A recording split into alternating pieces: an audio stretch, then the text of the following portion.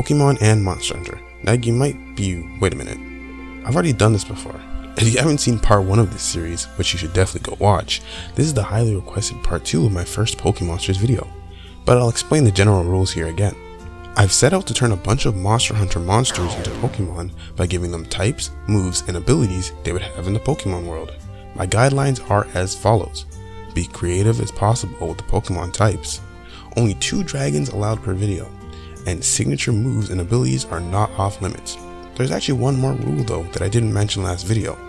I will have at least one of every single Pokemon type in these videos in order to maintain diversity. Anyways, let's get right into it. Starting off our second round of Pokemonification, still a real word by the way, we have the premier smoke demon of Monster Hunter, Rajang. This mad monkey has been terrorizing poor hunters since its initial appearance in Monster Hunter 2, or DOS if you're a dork. Rajang would definitely be an electric fighting type, and for an ability it would have Volt Absorb, healing it when hit with an electric type move. This is in reference to the fact that you should never use a shock trap on this ape when it's angry. Another fitting ability for Rajang would be Anger Point, which will max out Rajang's attack when hit by a critical hit. He might have some anger issues. Maybe, I'm not sure. For general move pool, Rajang could get access to Thunder Punch, Close Combat, Rage Fist, Hammer Arm, Wild Charge, and Supercell Slam. The pissed off primate could be a strong physical attacker with decent bulk and a middling speed stat.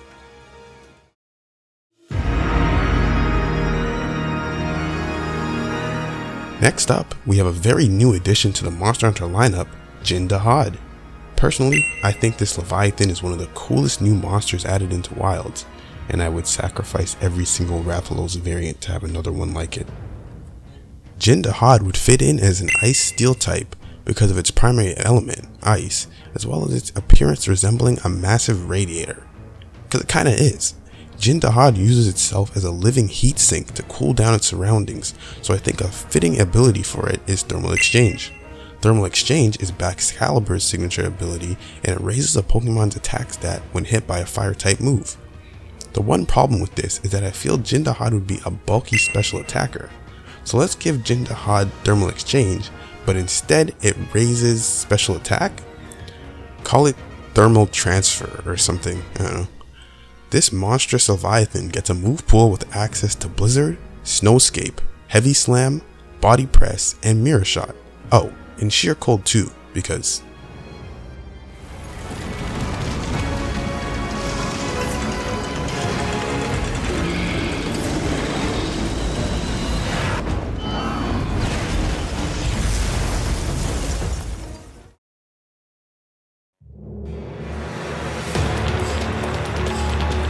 Coming up next on our list is another Monster Hunter DOS native, Shogun Ceanataur.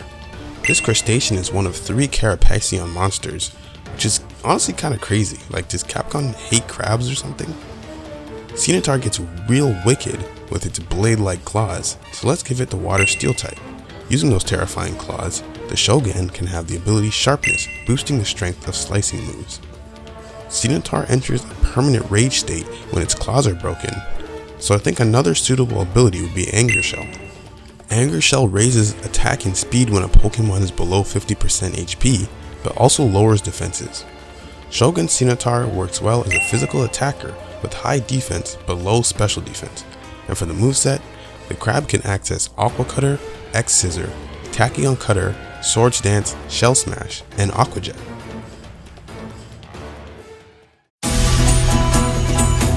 Moving on, we have my favorite early game monster, the Great Maccao. This kangaroo wannabe refuses to fight with anything but kicks, so I've assigned it the normal fighting type combo. Mr. Maccao's brash fighting style perfectly suits the abilities Scrappy and Reckless. Scrappy enables a Pokemon to use normal and fighting type moves on ghost types, and Reckless boosts the power of moves with recoil or crash damage. Maccao could be a frail physical attacker with a move pool including some kicking moves like high jump kick, triple axle, and axe kick, and also gets access to fake out and bulk up. Shout out to Budgie Griffin for the suggestion. It's honestly a really funny Pokemon that I could low-key see getting some usage.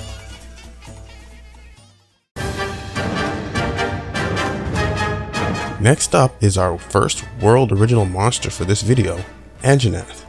The relentless ruffian, and yes, they actually call it that, is an iconic monster in its own right.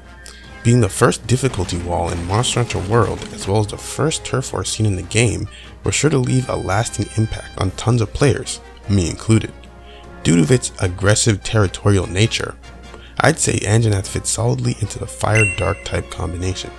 To go along with that, let's give it the ability Strong Jaw, which will power up biting moves.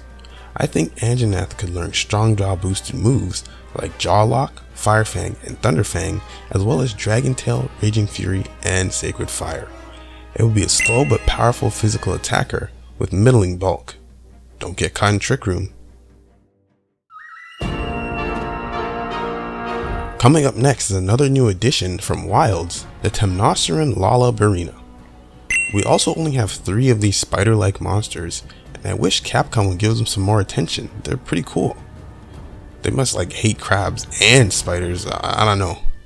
But anyways, Lala Barina is our bug type for this video, and I'll throw in the electric type too in reference to its ability to paralyze. In line with said paralysis, a great ability for Lala Barina is Static. Static gives a 30% chance to paralyze a Pokemon on contact, which is perfect for the role I'm giving Lala Barina as a support Pokemon.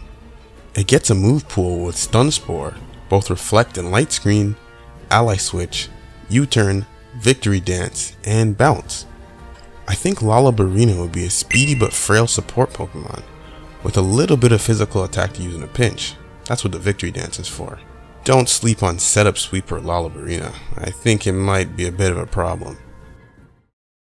Hey, real quick, if you're enjoying the video so far, why not drop a like and a sub, you know? I mean, 99% of my audience isn't even subscribed to the channel. What's that music? Where is it coming from? It's getting kind of loud, isn't it? I just think it's...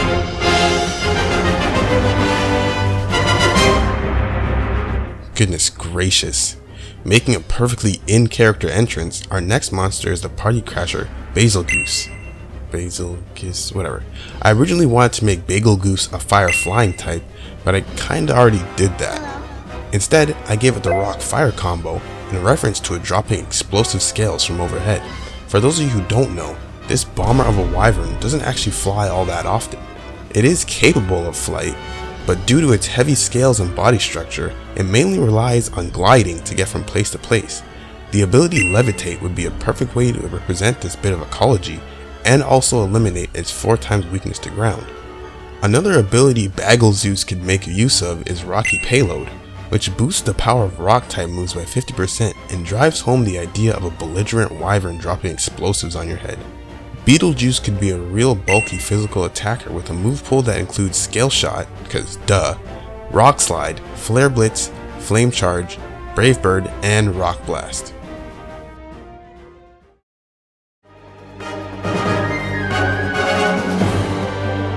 Next up is our first dragon of the video, the Elder Dragon Valstrax. Also known as the Silver Winged Star, Valstrax is the flagship monster of Monster Hunter Generations Ultimate and another one of my personal favorites. It's a jet dragon with rocket engine wings. And if that wasn't enough to sell you on it, it has one of the best themes in all of Monster Hunter.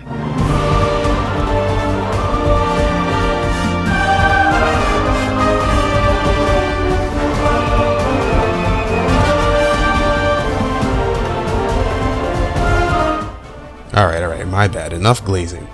Valstrax would be a dragon flying type with the abilities Full Metal Body and Dragon's Maw.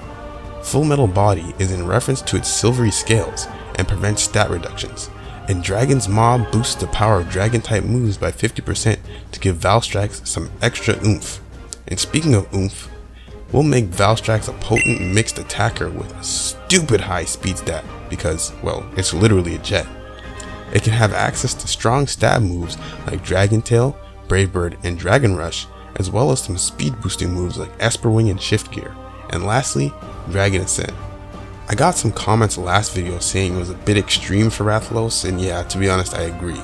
So let's give it to Valstrax as it perfectly encapsulates Valstrax's Dive Bomb ultimate attack. We have yet another Gen 2 monster up next, the Elder Dragon Chameleos. Now, you might be thinking Chameleos is obviously a poison dragon type, but let me cook for a second. Poison fairy. Typically when you think of fairies you think of these guys, but in lots of folklore, FAE fairies are just magical beings who find it amusing to pick on humans sometimes. Chameleos is claimed to be a non-aggressive monster unless provoked, and when it does fight you, it goes invisible, acts jittery, and even steals from you. Sounds like a fairy to me. Leaning into that, Chameleos gets the ability Prankster, giving status moves priority. I'll also give Chameleos Illusion, granting it the ability to enter battle disguised as a different Pokemon. Chameleos is a slow, bulked up support Pokemon with the most annoying moveset known to man. It can learn Taunt, Moonblast, Trick, Toxic, and Venoshock, just to name a few. Oh, and Trick Room too, naturally. If I'm keeping it real, I think Chameleos is the funniest Pokemonster I've featured so far. It just seems so damn irritating. Just like it is in game.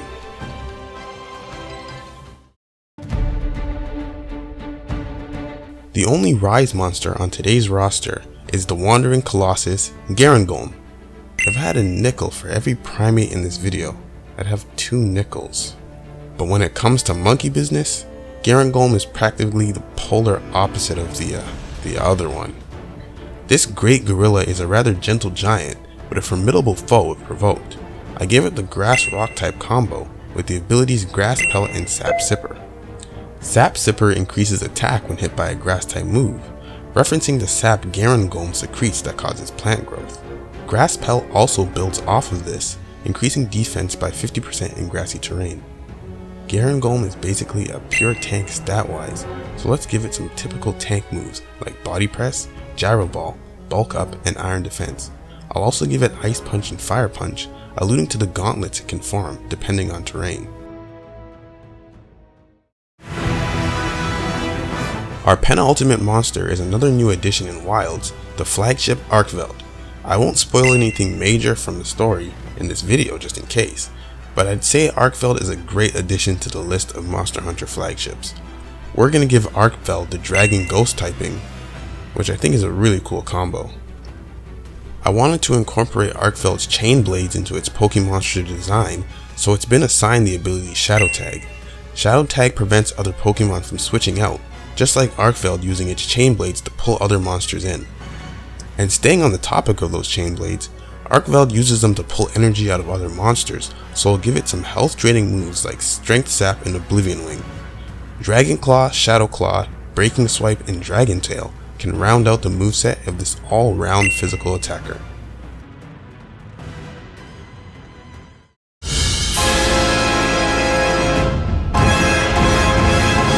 Bringing up the rear of this Pokemonster list, we have the final boss of Monster Hunter World Iceborne, Shara Ishvalda. Shara is quite a unique monster, so I wanted to do something really special for it. You see, Shara Ishvalda starts the fight covered in rocks and minerals, giving it a golem-like appearance. Once you're far enough into the fight though, Ishvalda's armor will crumble off, revealing an unsettling form underneath, its true form. Sound familiar? That's because this is exactly what the ability Zen Mode does. When above 50% HP, Shara Ishvalda will be a rock ground type with some beefy defensive stats. Once it drops below that threshold, it becomes a psychic ground type and a specially offensive powerhouse. I picked the psychic type because Shara is actually blind and it uses some kind of freaky sensory organ in its forehead to sense the world around it. It's also always watching. Always. Ugh. Shara Ishvalda has supreme control over the earth and the ecosystem around it, so let's give it Zygarde's signature moves, Core Enforcer and Thousand Waves. It can also access Ancient Power, Hyper Beam, Sandsear Storm, Calm Mind, and Freezing Glare to reference its everlasting stare. Creepy, man. Lastly, let's give it a G-Max move. We'll go with G-Max Sandblast, which demonstrates Shara Ishvalda's ability to harness the power of the earth itself. And that's all for part 2. I had even more fun putting this one together. Be sure to subscribe if you enjoyed this video, and check out part 1 if you haven't already. Shout out to my friend Varen once again for help with the monster list, and shout out to NoYohai for the incredible thumbnail art on both of these videos. Check her out on Twitter, and with all that said, Thanks to everyone who stuck around to the end, and I hope you all have a damn good one.